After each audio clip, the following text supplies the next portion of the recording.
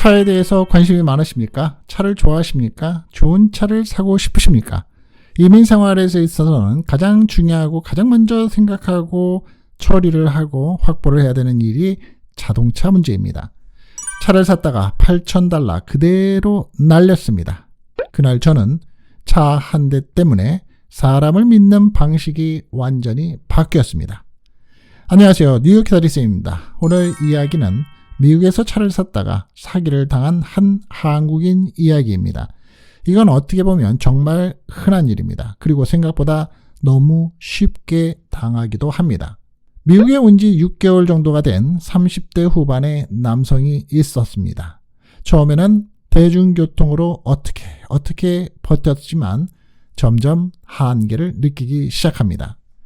출퇴근, 장보기, 아이 픽업까지 이건 차 없이는 안 되겠다 싶어서 결국 차를 사기로 결심을 합니다.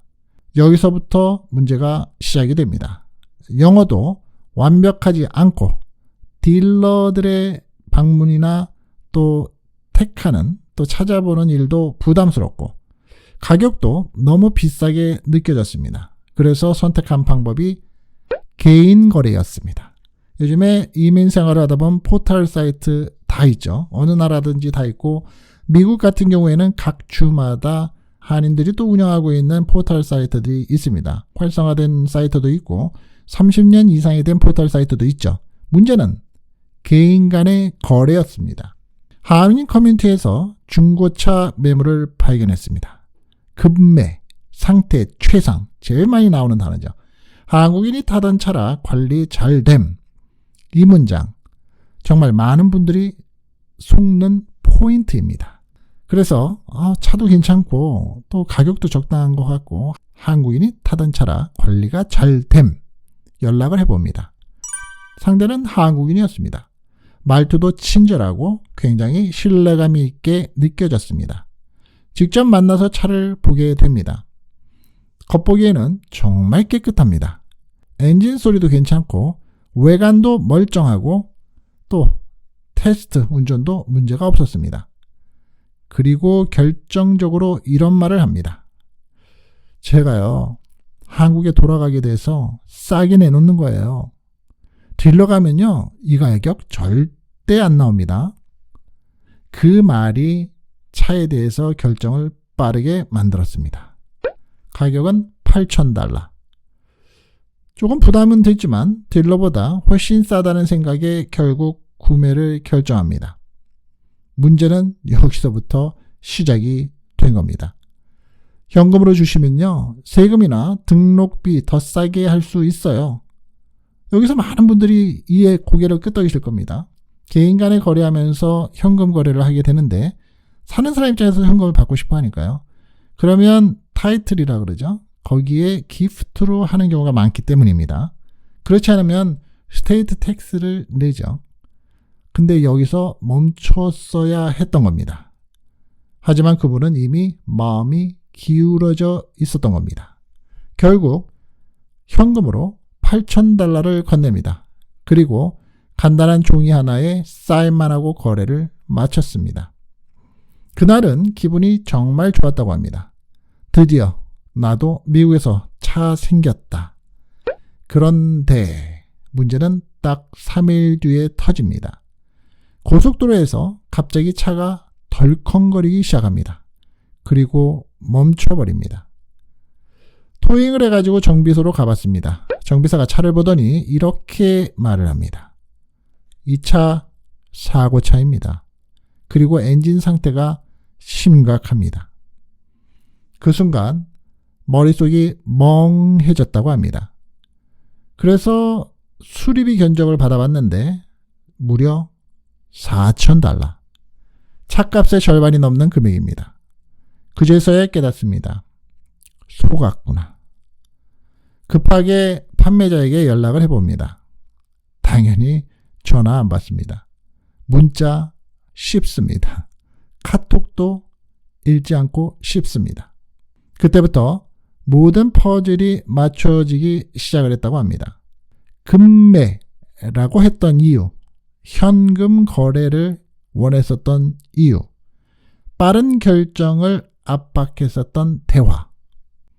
당연히 전형적인 사기 패턴이었습니다. 그래서 경찰에 신고를 합니다. 어떻게 됐을까요? 돌아온 답은 매우 차가웠습니다. 개인 간의 거래는 보호가 어렵습니다. 현금 거래는 추적도 힘듭니다. 결국 그 돈을 돌려받지 못한 겁니다. 하지만 더 큰 문제는 그 이후였습니다. 차는 고장난 상태, 수리비는 부담이 되고 다시 차를 사야 하는 상황이 된 거죠. 결국 이중으로 돈이 들어가기 시작을 합니다.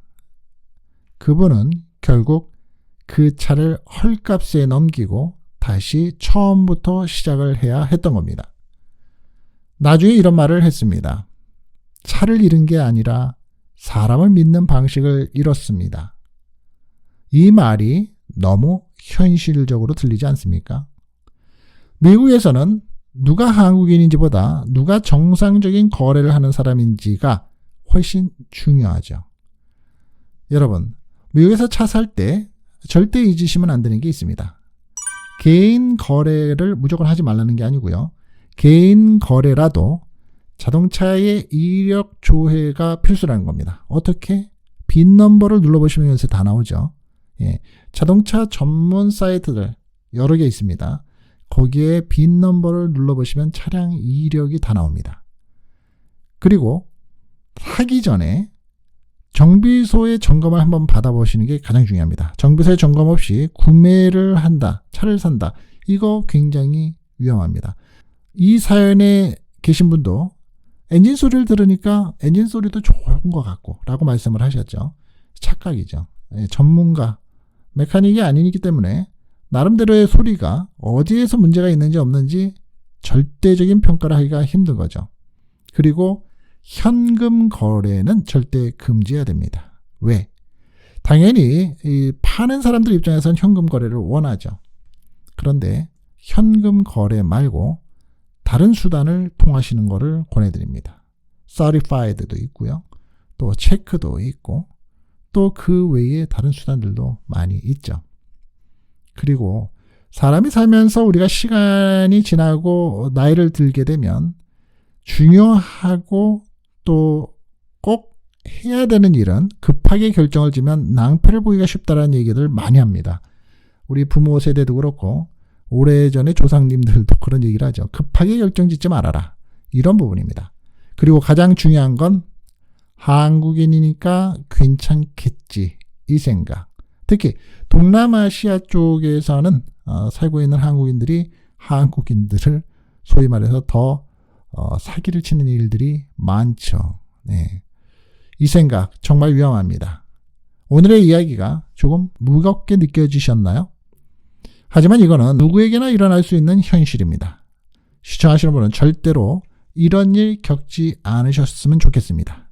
지금까지 뉴욕 기다리 있음이었습니다.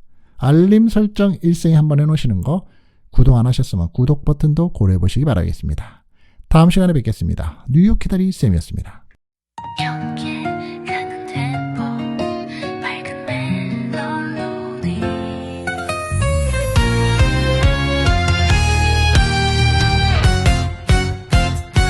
안녕하세요.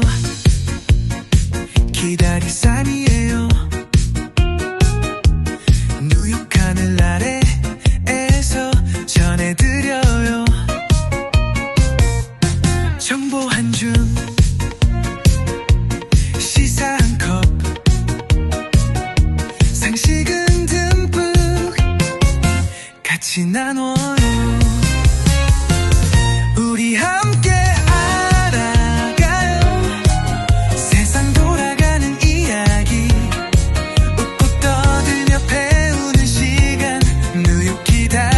과 함께해요. 비행기 탈 때 궁금했던 거, 미국 운전할 때 조심할 점 쏙쏙 알려주는 친절한 쌤.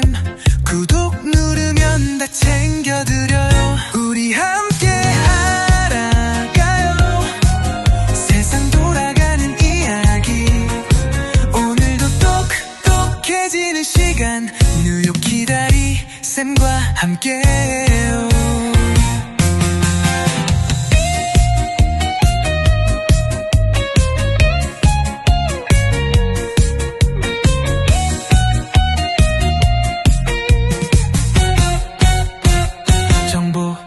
정보시사 생활의 팁 모두 다 함께해요. 뉴욕 기다리쌈.